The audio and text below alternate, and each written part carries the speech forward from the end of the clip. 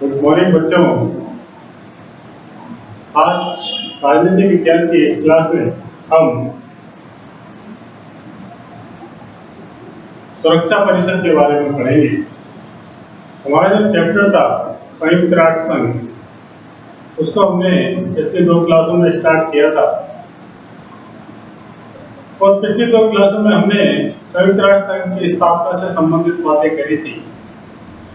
संयुक्त राष्ट्र संघ के उद्देश्य, संयुक्त राष्ट्र संघ के लक्ष्य, संयुक्त राष्ट्र संघ के सिद्धांत, इन सभी टॉपिक पर हमने चर्चा करी थी।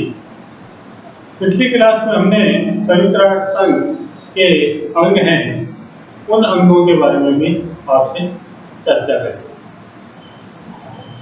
इसका जो पहला अंग महासभा, उसके बारे में हम आपको पिछली क्लास में विस्तृत रूप से समझा चुके। आज की क्लास में हम संयुक्त राष्ट्र संघ के जो दूसरा और महत्वपूर्ण अंग है सुरक्षा परिषद, इसके बारे में बात करें। सुरक्षा परिषद का जहां तक बच्चों क्वेश्चन है, प्रश्न उठता है कि इसके कंधों पर सुरक्षा से संबंधित जो भी कार्य होते हैं, यानी अंतर्राष्ट्रीय सुरक्षा से संबंधित सारे कार्य की जिम्मेदारी सुरक्षा परिषद की ही होती है। यानी सुरक्षा कह सकते हैं कि हम जो सुरक्षा परिषद है कि सुरक्षा परिषद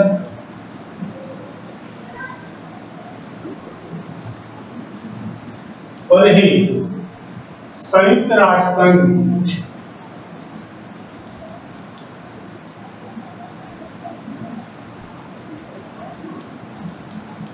संयुक्त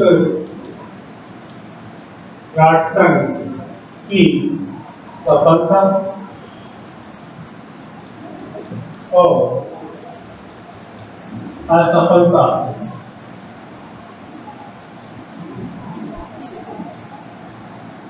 का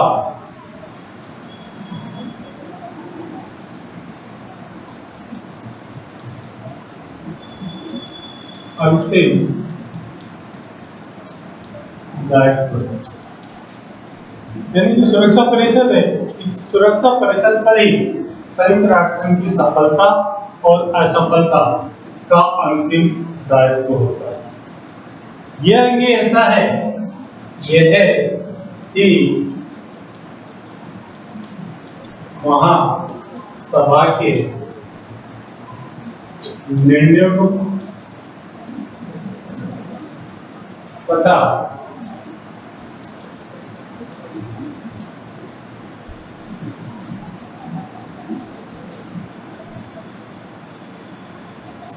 संयुक्त राष्ट्र संघ के चार्टर, यानी जो भी महासभा के निर्णय होते हैं, उन महासभा के निर्णय और संयुक्त राष्ट्र संघ के चार्टर में, यानी उसके संविधान में जो कुछ भी नियम उल्लेखित है, उस चार्टर को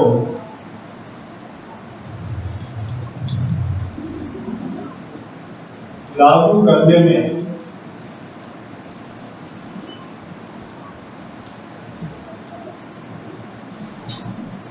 अपनी महत्वपूर्ण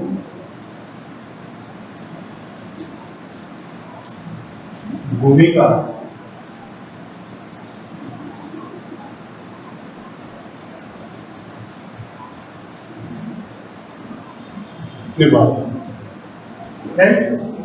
महासभा का कार्य सिर्फ निर्देश देना, उसने निर्देश दे दिए, उन निर्देशों को क्रियान्वयन करने का जो कार्य होता है, वो कार्य सुरक्षा परिषद का। महासभा संयुक्त राष्ट्र संघ के चार्टर में जो भी उल्लेखित है, जो भी कानून बने हुए हैं, उन कानूनों को लागू करने का जो दायित्व है, वो दायित्व किस पर है? सुरक्षा परिषद के ऊपर ही निर्भर करता है। इसलिए हम कह सकते हैं कि यदि महासभा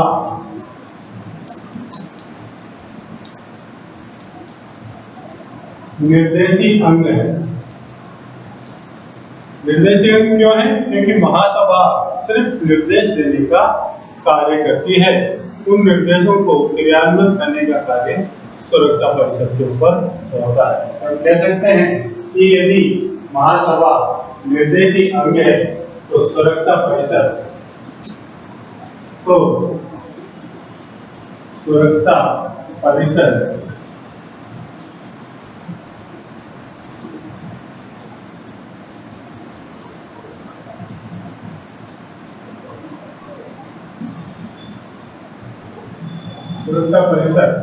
संयुक्त राष्ट्र संघ का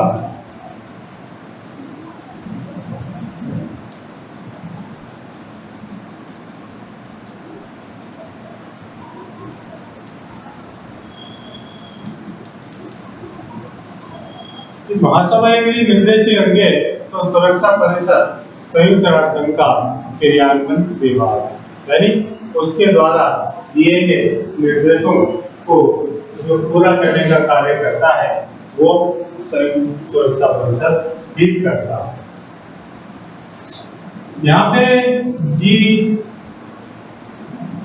जे मैगॉन विचारक थे, उनका कथन यहाँ पे हमको उचित प्रतीत होता है कि अंतर्राष्ट्रीय युद्धों को रोकने के लिए अगर अपन बात करें उनके कथन की कि अंतर्राष्ट्रीय युद्धों को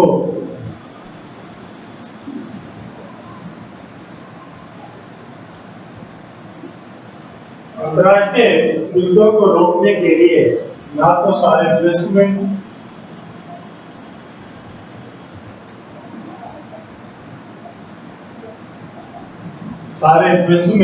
और न ही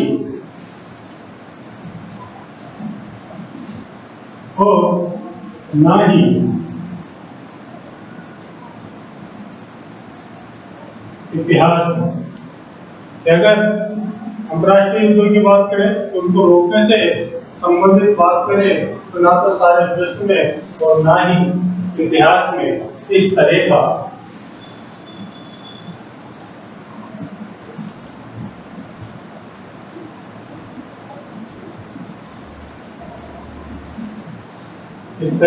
शक्तिशाली अंग देखने को मिलता है।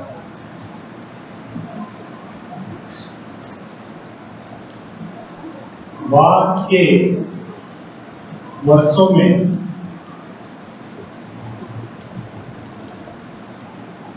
अनेक बार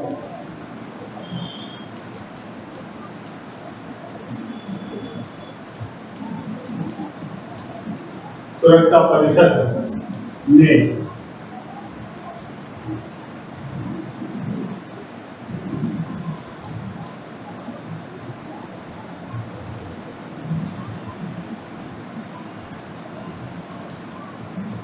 अपनी उपयोगिता सिद्ध की, यानी इस पूरी चीज से हम सुरक्षा परिषद का महत्व जान सकते हैं कि सुरक्षा परिषद ही संयुक्त राष्ट्र की सफलता और असफलता के लिए जिम्मेदार है।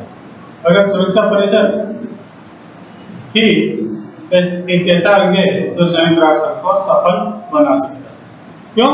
क्योंकि ये ही एक ऐसा अंग है जो महासभा के निर्णयों, महासभा निर्देशी अंग जो भी निर्देश देता है, जो भी निर्णय करता है, उन निर्णयों को तथा संयुक्त राष्ट्र संघ का जो चार्टर है उस चार्टर को जो लागू करता है, यानी उसके जो नियम हैं उन नियमों को लागू करने में सुरक्षा परिषद अपनी महत्वपूर्ण भूमिका निभाती है। कह सकते हैं कि अपन यदि संयुक्त राष्ट्र संघ की जो महासभा है वो महासभा निर्देशी यदि निर्देश देने वाला है तो सुरक्षा परिषद संयुक्त राष्ट्र संघ का क्रियान्वयन विभाग, यानी महासभा निर्देश देता है तो सुरक्षा परिषद उन निर्देशों को क्रियान्वित करती है। इसके संबंध में जी जे मैगॉन ने लिखा है कि अंतर्राष्ट्रीय युद्धों को रोकने के लिए ना तो सारे विश्व में और ना ही इतिहास में इस तरह का शक्तिशाली अंग देखने को मिलता है। यानी कह सकते हैं बाद के अनेक वर्षों में जो मोगोन के इस कथन की सार्थकता यहाँ पे सिद्ध होती है कि बाद के अनेक सालों में सुरक्षा परिषदों ने जो युद्धों को रोकने में अपनी उपयोगिता सिद्ध करी है, उससे सुरक्षा परिषद का महत्व अपने आप ही नजर आता है। अब बात करते हैं बच्चों सुरक्षा परिषद के संगठन।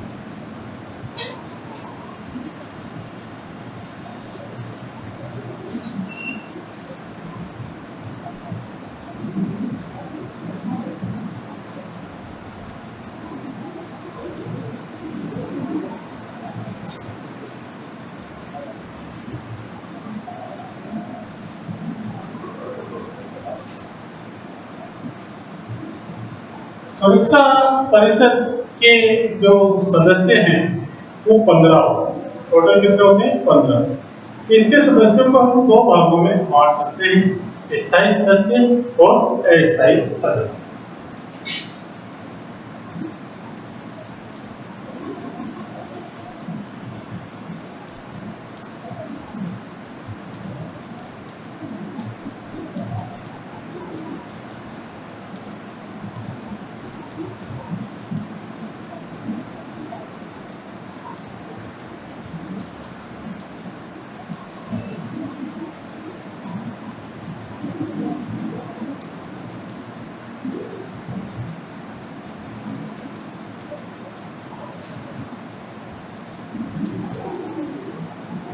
टोटल कितने सदस्य होते हैं 15 सदस्य होते हैं और इन 15 सदस्यों को दो तरह के सदस्य होते हैं। इनमें जो पहले दो तरीके का जो सदस्य होता है वो होता है स्थायी सदस्य।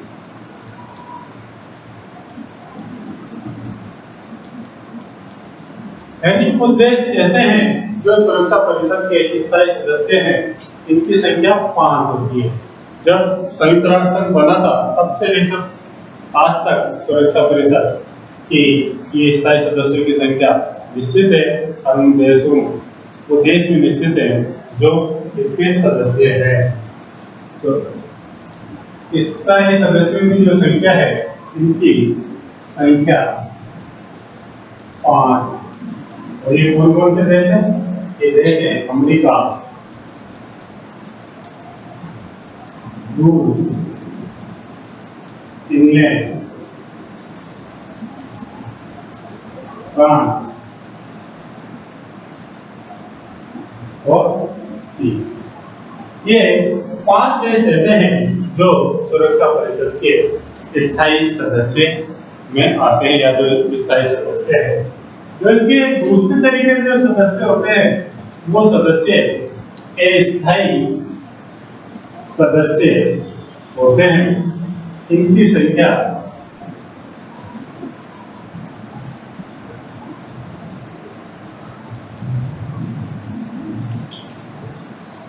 कितनी होती है? इनकी संख्या 10 होती है। टोटल हमने कितनी बताई थी? 15 बताई थी। तो 5 तो स्थायी और 10 अस्थायी सदस्य होते हैं। ये जो सदस्य अस्थायी सदस्य होते हैं 2 साल के लिए इनका चुनाव होता है, यानी 2 साल के लिए ये चुने जाते हैं। और 2 साल की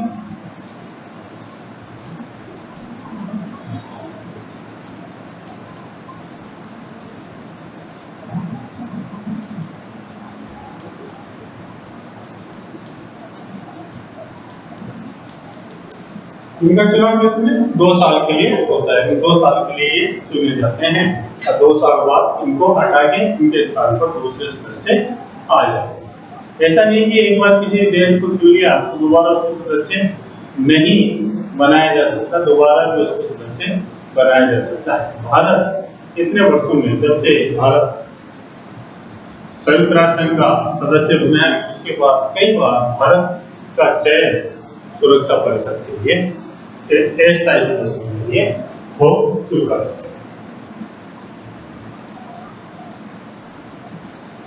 अब बात करें कि सुरक्षा परिषद के चेयरमैन जो अस्थायी सदस्य, तो फिर से अस्थायी सदस्यों को चुनने में कुछ विशेष बातों का ध्यान रखना पड़ता है महासभा को। इसमें भौगोलिक परिस्थिति एक महत्वपूर्ण है कि किन भौगोलिक परिस्थितियों में वो देश है उसका ध्यान रखा जाता है। दूसरी अगर अपन बात करें तो इस सुरक्षा परिषद के इस तरह से चुना जाता है प्रत्येक सदस्य को कि पूरे विश्व का प्रतिनिधित्व हो सके, यानी हर महाद्वीप से भी देश लिए जा सकते हैं, छोटे देश भी लिए जा सकते हैं, बड़े देश भी लिए जा सकते हैं, ताकि किसी भी देश को ऐसा नहीं लगे कि उनके क्षेत्र का प्रतिनिधित्व नहीं किया। सुरक्षा परिषद की जो सदस्यता है, अस्थायी सदस्यता की अगर हम बात करें तो अस्थायी सदस्यता प्रदान करते समय, जब अस्थायी सदस्यता प्रदान करते हैं तो वो अस्थायी सदस्यता प्रदान करते समय महासभा अंतर्राष्ट्रीय शांति और सुरक्षा में उस देश का क्या योगदान रहा, कि ऐसा नहीं है कि ऐसे ही हर किसी को उठा के सुरक्षा परिषद का सदस्य बना दिया। सुरक्षा परिषद का सदस्य बनाने के लिए उस देश ने अंतर्राष्ट्रीय शांति में, अंतर्राष्ट्रीय सुरक्षा में अपना क्या योगदान दिया है, वो ज्यादा महत्वपूर्ण है। महासभा वो देखती है जिस देश का अच्छा योगदान अंतर्राष्ट्रीय शांति और सुरक्षा में रहता है तो उस देश को सुरक्षा परिषद का अस्थायी सदस्य बनाने की प्रायोरिटी दी जाए। इसके बाद अपन बात करें इसके कार्य एवं शक्ति।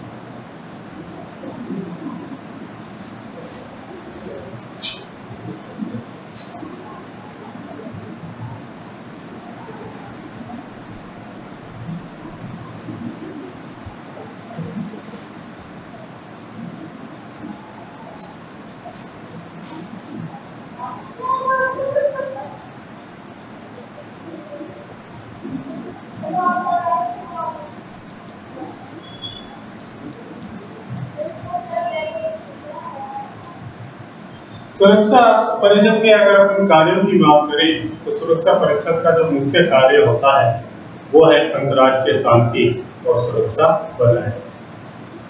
किसी भी विश्व के किसी भी क्षेत्र में अगर अंतर्राष्ट्रीय शांति को खतरा उत्पन्न होता है तो वहां पे जो भी एक्शन लेने का कार्य होता है वो सुरक्षा परिषद का ही होता है। वैसे तो जैसा कि हमने थोड़ी देर पहले पढ़ा थी कि सुरक्षा परिषद संयुक्त राष्ट्र संघ का क्रियान्वयन विभाग, यानी संयुक्त राष्ट्र संघ के महासभा के द्वारा जो भी निर्देश दिए जाते हैं उन निर्देशों को क्रियान्वित रूप प्रदान करने का कार्य सुरक्षा परिषद का होता है।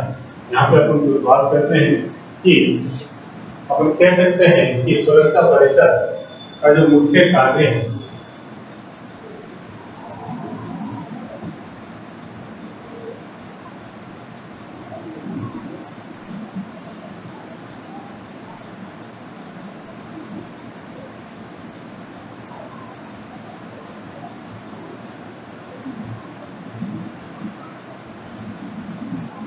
अंतर्राष्ट्रीय शांति तो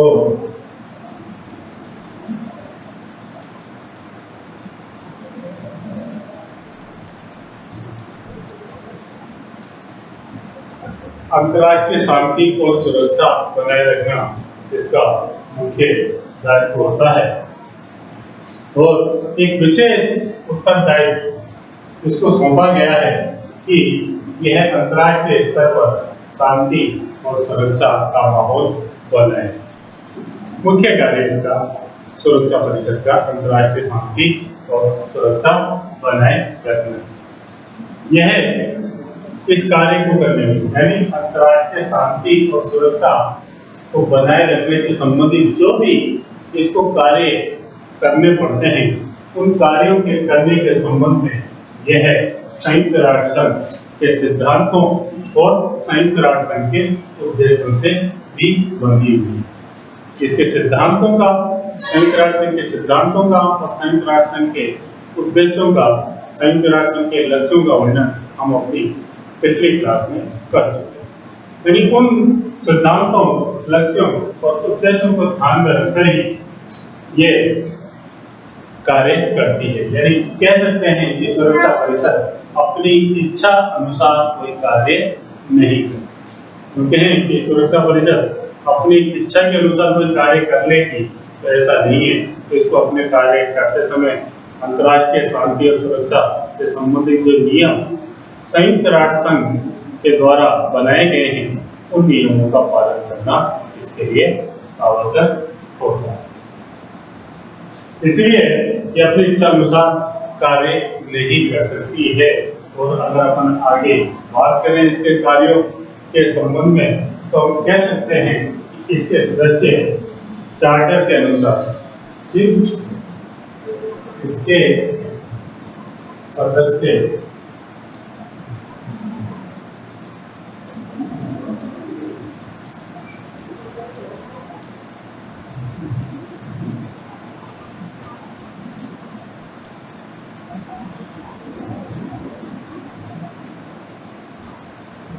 सदस्य संयुक्त राष्ट्र संघ के चार्टर के अनुसार सुरक्षा समिति के निर्णयों को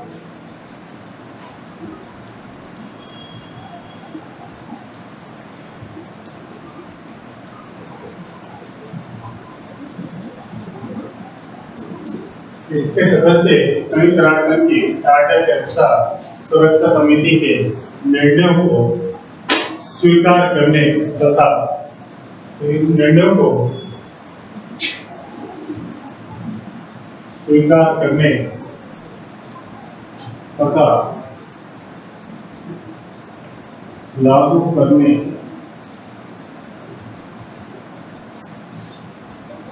की स्वीकृति जिसके सदस्य हैं वो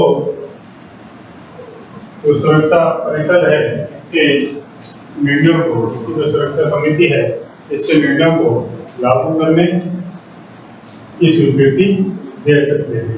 इसमें अगर अपन बात करें इसके कार्यों की तो सबसे पहला कार्य है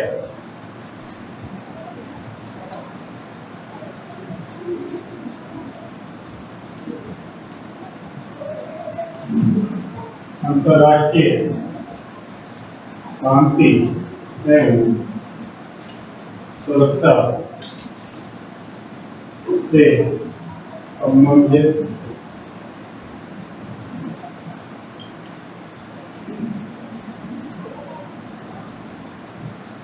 निर्णय लें। अंतर्राष्ट्रीय शांति और सुरक्षा से संबंधित निर्णय लेने की शक्ति।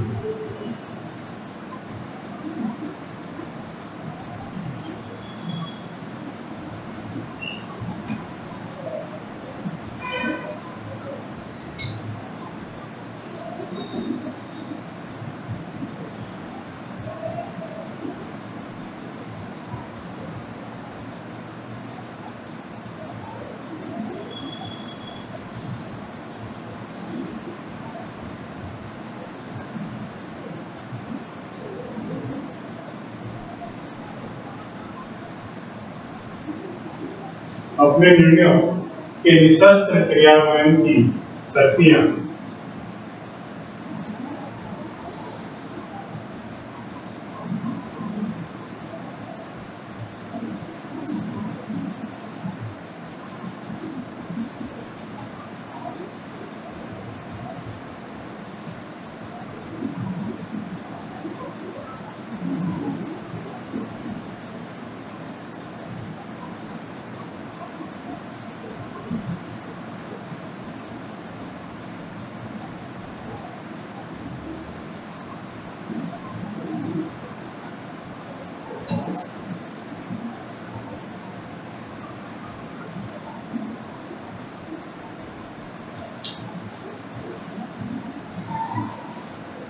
नए सदस्य किसी देश को नया सदस्य बनाना हो, महासचिव तथा अंतर्राष्ट्रीय न्यायालय के न्यायाधीश के चुनाव की शक्तियां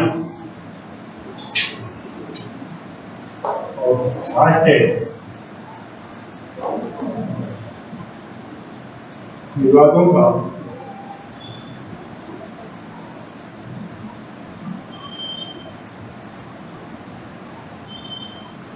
शांतिपूर्ण निपटारा। ये सुरक्षा परिषद के कुछ महत्वपूर्ण कार्य और शक्तियां हैं कि अंतर्राष्ट्रीय शांति एवं सुरक्षा से संबंधित निर्णय लेने की शक्ति, कि अगर अंतर्राष्ट्रीय शांति बनाए रखनी है, अंतर्राष्ट्रीय स्तर पर सुरक्षा बनाए रखनी है, तो उससे संबंधित कुछ भी अगर निर्णय लेना पड़े अंतर्राष्ट्रीय शांति स्थापित करने के लिए, तो ये निर्णय लेने की शक्ति सिर्फ सुरक्षा परिषद के पास है। यानी सुरक्षा परिषद ही निर्णय लेगी कि किस तरह से अंतर्राष्ट्रीय शांति स्थापित की जाए, और उसको क्रियान्वयन करने की शक्ति भी सुरक्षा परिषद के पास ही होती है।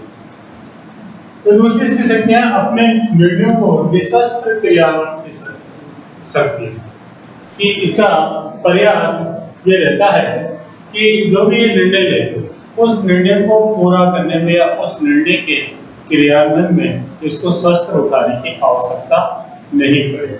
ये किसी भी विवादों का निपटारा या अंतर्राष्ट्रीय शांति स्थापित करने के लिए सिर्फ बातचीत के माध्यम से, मध्यस्थता के माध्यम से, बिना हथियारों के इस्तेमाल के माध्यम से ये उन विवादों का निपटारा कर सकते हैं। ऐसा नहीं है कि अगर कोई विवाद निपटाने के लिए अगर इसको हथियार में उठाने पड़ जाए तो ये उठा सकती है, इसके पास पूरी पावर रहती है कि ये किसी भी क्षेत्र में शांति स्थापित करने के लिए हथियारों का इस्तेमाल कर सकती है या सेना का इस्तेमाल कर सकती है।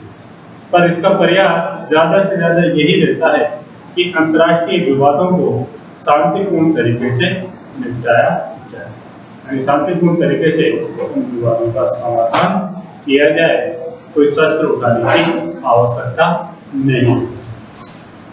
इसके बाद इसकी अगली शक्ति है नए सदस्य। जो भी नए सदस्य आते हैं, कोई भी देश इसका सदस्य विराट संघ का सदस्य बनना चाहता है या सुरक्षा परिषद के जो स्थायी सदस्यों के चुनाव के संबंधित जो निर्णय है वो निर्णय सुरक्षा परिषद के द्वारा ही लिए जाते हैं।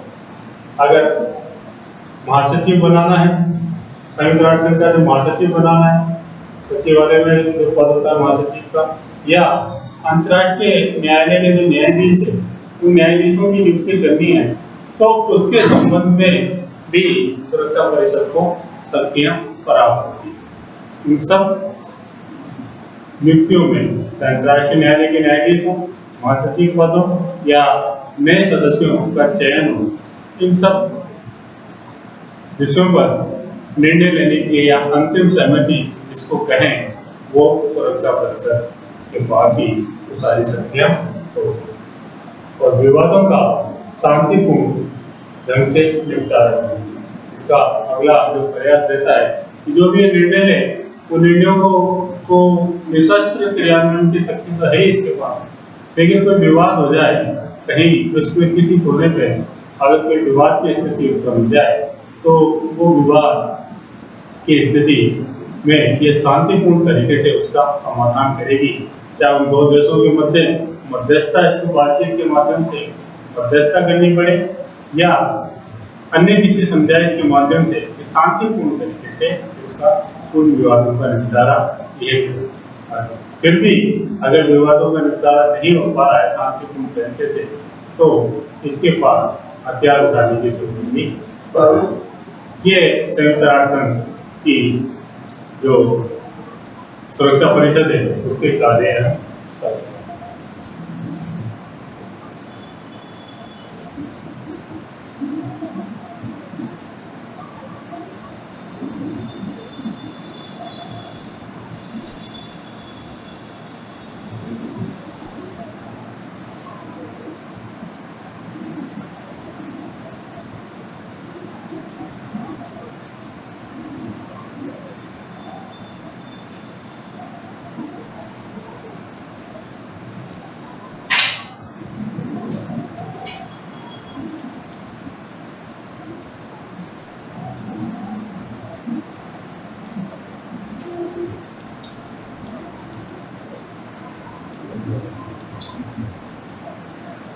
सुरक्षा परिषद का आलोचनात्मक मूल्यांकन, कि अब हम सुरक्षा परिषद का मूल्यांकन करेंगे कि वास्तव में जो सुरक्षा परिषद के द्वारा जो इतने महत्वपूर्ण अंतर्राष्ट्रीय शांति और सुरक्षा के संबंधी जो कार्य किए जाते हैं, क्या वास्तव में वो कार्य का जो निर्वाह है वो ईमानदारी पूर्वक करती है, या उसमें भी कुछ किसी तरह की कोई गुंजाइश छोड़ देती है। यहाँ पे हम दोनों ही तरीके से उसका मूल्यांकन करेंगे।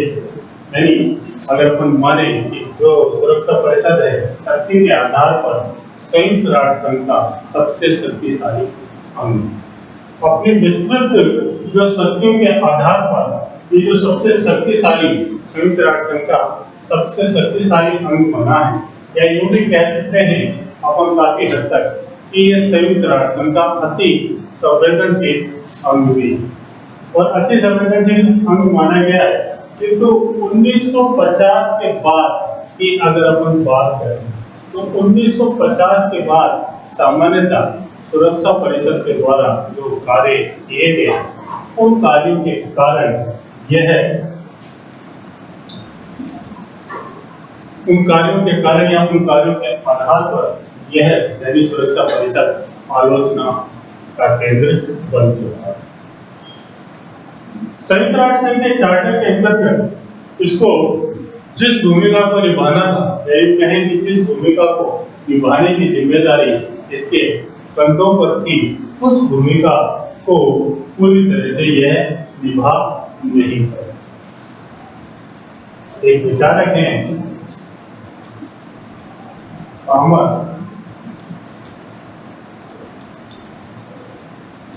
और पार्किंस, इन्होंने कुछ इस तरह से कहा है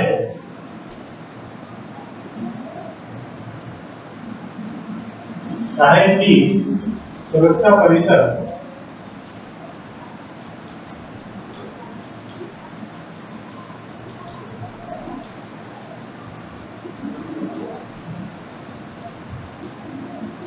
संयुक्त राष्ट्र संघ की